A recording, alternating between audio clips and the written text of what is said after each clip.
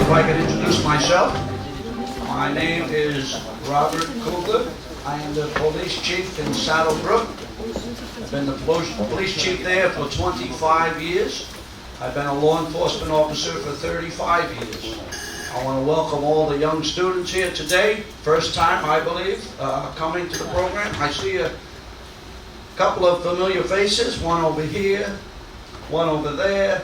Obviously, all of our board members, our special guests, Ron, who I just mentioned, police officer, Detective Lieutenant Thomas Johnson, who I walked in with, and all of you parents that come out to support the program. This is a very important program.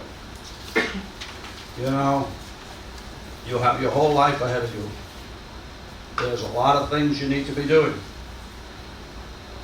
But I'm proud to say you already have started to do it. That is taking control of your life. You have a lot of decisions to make as the future goes on. Most of you, if not all of you perhaps, are high school age or range. Maybe there's a younger student here, maybe there's one, maybe just out of high school. But this program, this internship leadership program, is designed to give you the tools you need to better yourself. Because the parents that are here with you and the parents that support you in this program, they will tell you, like I'm telling you, this is important for you. Because this separates the main body of young adults that are going through school. The ones that go out of their way to volunteer for programs like this. This is a resume booster, but more importantly, this is a character booster. You're going to meet, you're going to greet, you're going to network, you're going to learn from individuals across not only New Jersey, but our tri-state area. You're going to meet law enforcement representatives, you're going to meet government representatives, you're going to meet elected officials. And this is a step in the right direction. And I'm so happy to be a part of the program that I've been involved with for many years. I want to thank all of the board members that make this program possible, because it is their efforts and the efforts of the parents that they network and our special guests to bring this program to fruition. We've had a number of students go through our program, and those students are very successful now, going on to major colleges and universities and getting accepted into many favored places. I'm happy to say that this is one of the reasons. And there's other reasons, obviously, not just taking this course. There's a lot of other things you need to have in your background, what you do to make yourself better. But this program certainly is a step in the right direction. I'm so happy to be a part of it. Ron, I don't know what we did. Did we do any Pledge of Allegiance or any? Okay. Does anybody sing the national anthem? You don't want me to sing it, believe me. But does anybody sing the national anthem? Angela. No? Star Spangled Banner? Who? Angela. Who? You? Right here? You can sing? Come on. Yeah. Come on. So I would ask that we all rise and please give your attention to this young, beautiful voice. That's not mine. Oh, say, you see by the dawn's early light what so proudly we hailed at the twilight's last gleaming, whose broad stripes and bright stars through the perilous fight o'er the ramparts we watched were so gallantly streaming, and the rockets' red glare, the bombs bursting in air, gave proof through the night that our flag was still there. Oh, say does that star-spangled banner yet wave o'er the land of the free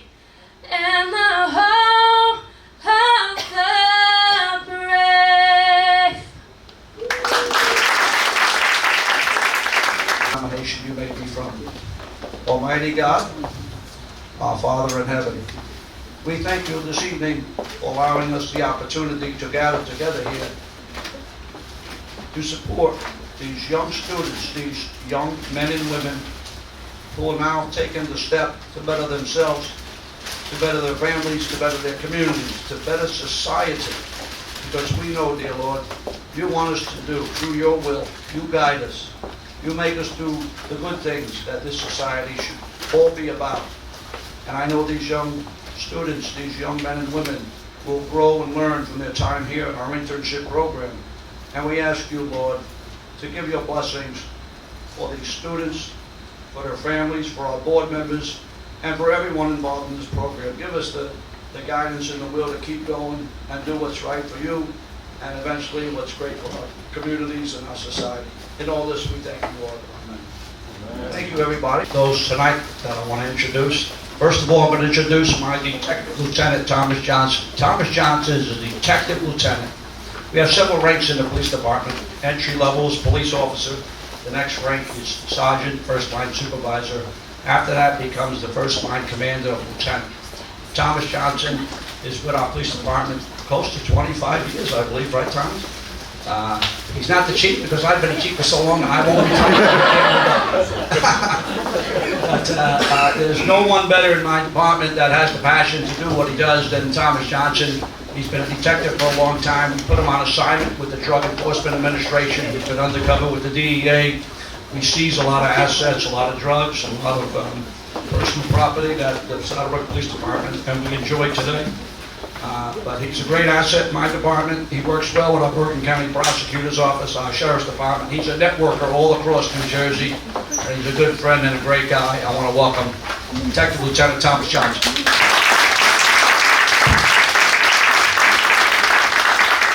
All right, Tom, go get him, buddy.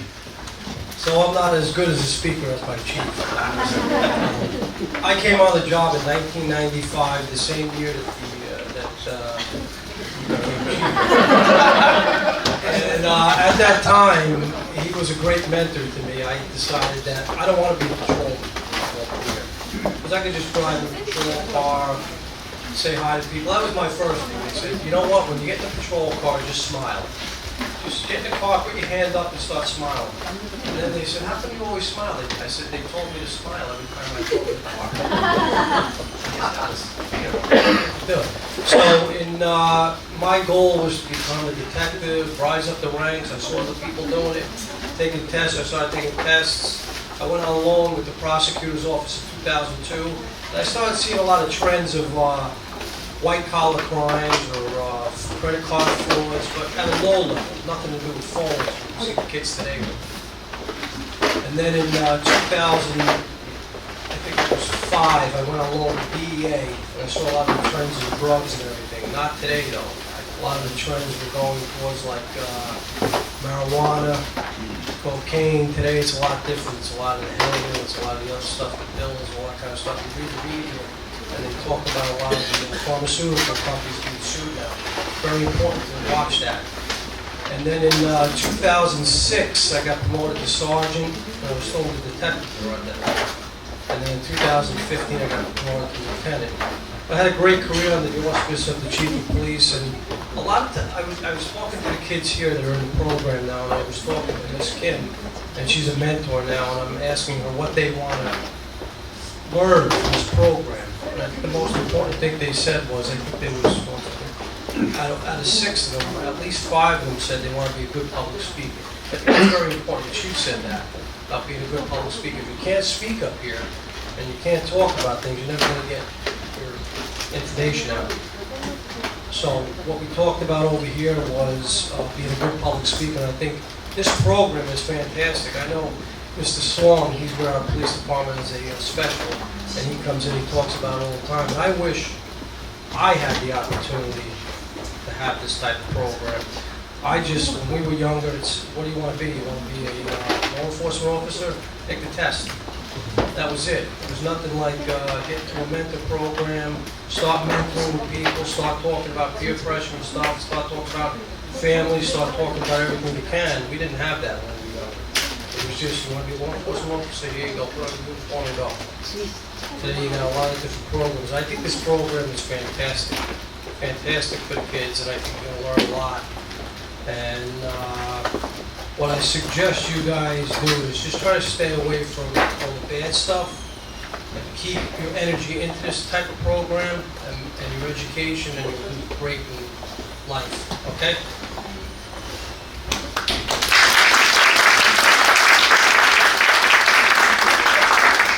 For at this time, please give a great round of applause for Ron Reagan.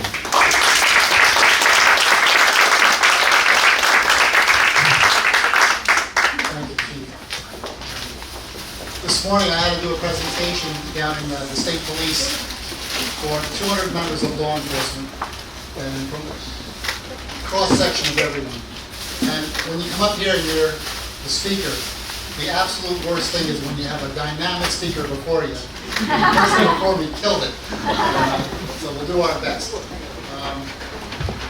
The reason why I come back here, I find this group, this people, this organization very special.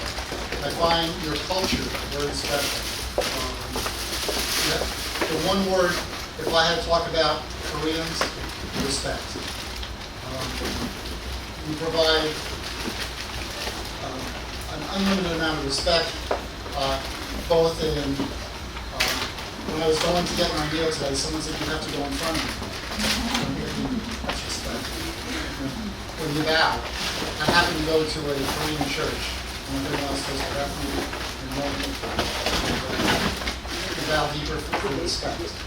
So, anyway, I come here and, as Bob was alluding to, my keyboard is mentor, is not mentor, networking.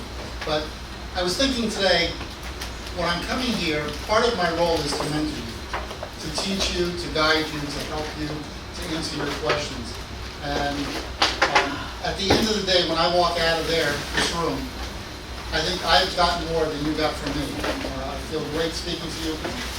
Even all of the other classes, the children have been very open and honest, and they speak from their heart and speak the truth.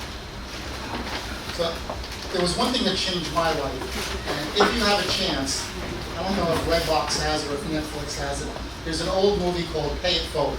Anybody ever seen Pay It Forward? If you haven't, watch it sometime. It's a silly little movie, but it's very powerful.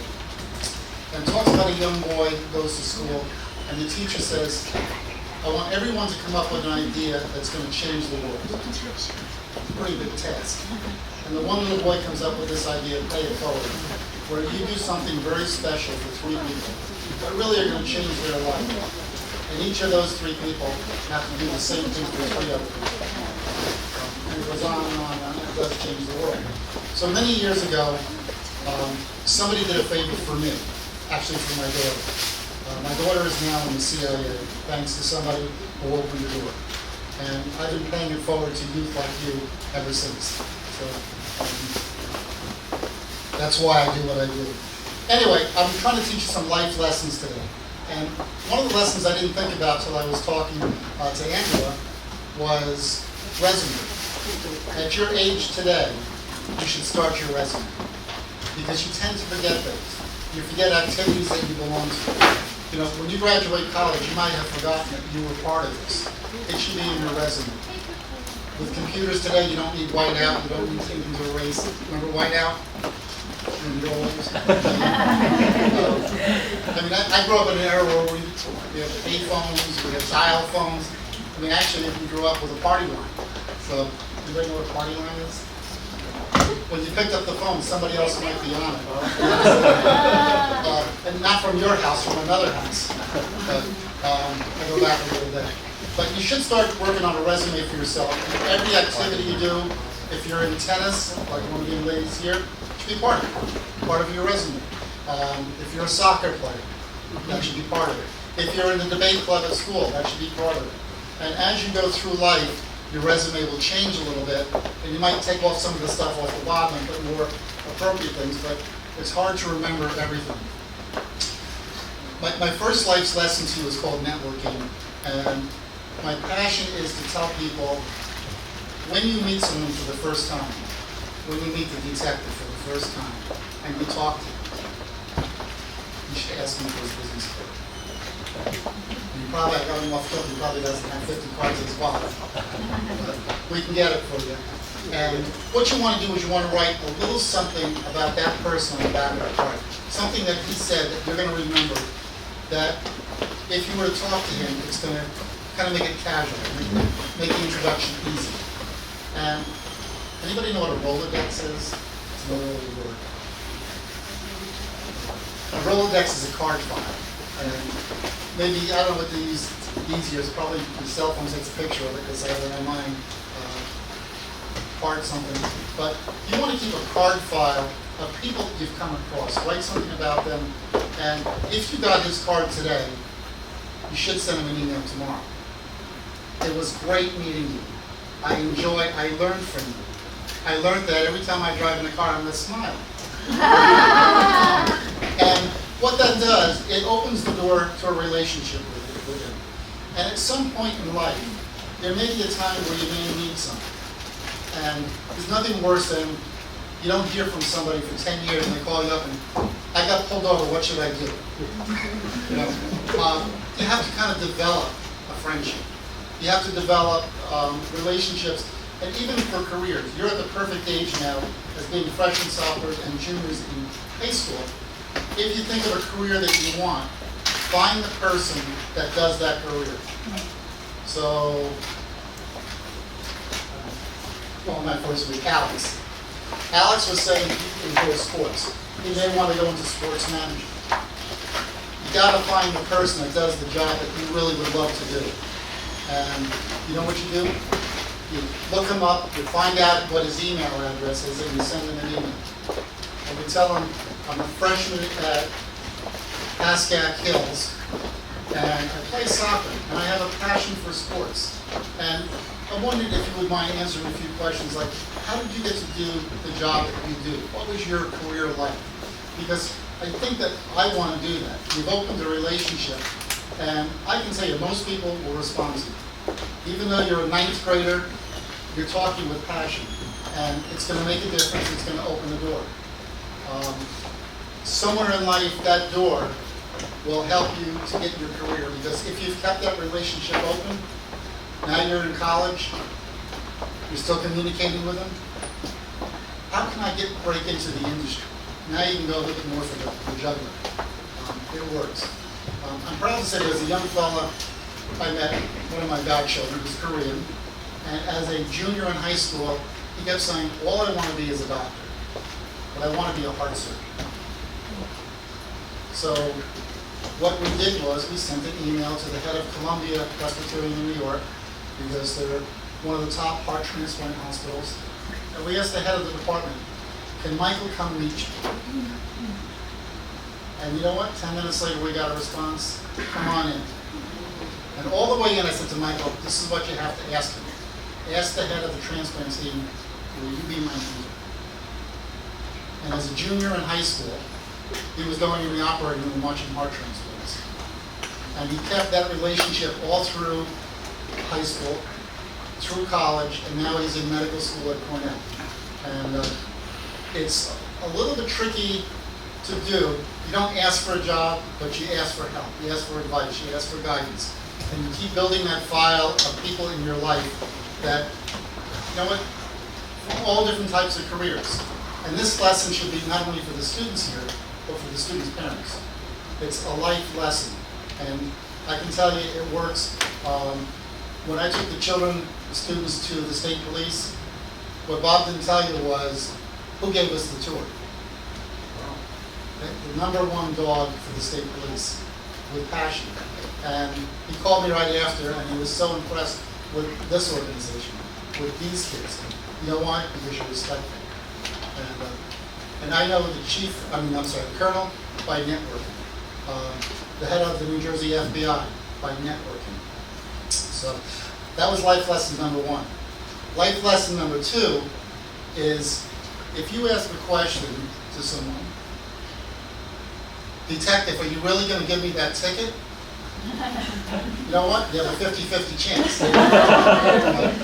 If you sit in the car and you don't say anything, your chance is 0. So if you ask anybody, if you need a new car because you've just turned 17 and you ask your parents, you got a 50-50 chance.